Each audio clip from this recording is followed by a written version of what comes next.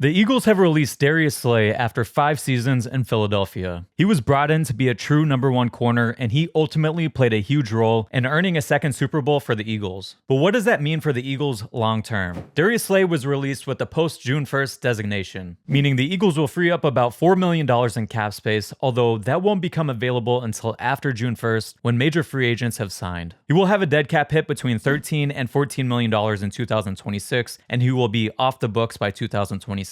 Big Play Slay's contract is very interesting though.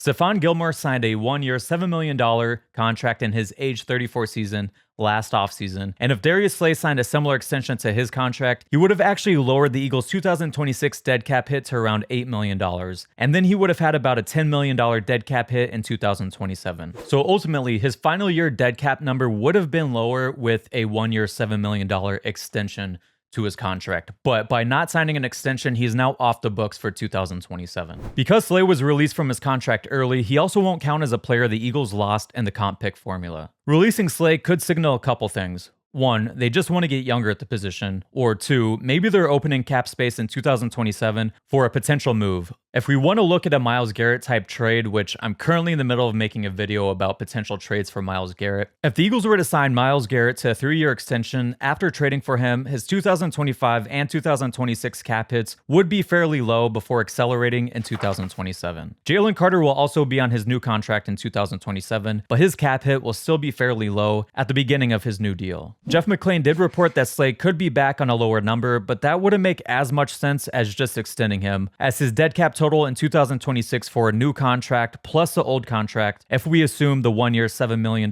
deal like we talked about earlier, would be just under $18 million, although Slay would still be off the books in 2027. So what are the Eagles' options for corner going forward without Big Play Slay? Isaiah Rodgers could be back. He was tied for first in yards per target allowed in the regular season among all corners with a minimum of 100 coverage snaps. He played over 200 coverage snaps. He was also not scared to mix it up when tackling despite being smaller, and he's still young and extremely fast, and I wouldn't rule out the Eagles bringing him back. He also wouldn't count against the comp pick formula because re-signing your own free agents doesn't factor into the comp pick formula. PFF is projecting him for a 1-year, $3 million deal, but I expect he'll get more than that. If the Eagles don't bring back Rodgers, I'd expect a deal for a player that was either cut from their team, a trade, or a signing after the draft, as all 3 of those options wouldn't count against the Eagles in the comp pick formula. And lastly, I wouldn't rule out the Eagles drafting a corner as well. They've been doing homework on this corner class, as they had a couple formal meetings with corners at the combine. But regardless, I would expect the Eagles to bring in a veteran corner in some capacity to compete with Keely Ringo for the opposing starting corner position. Eagles fans, let me know, what do you think is the plan for corner now that Darius Slay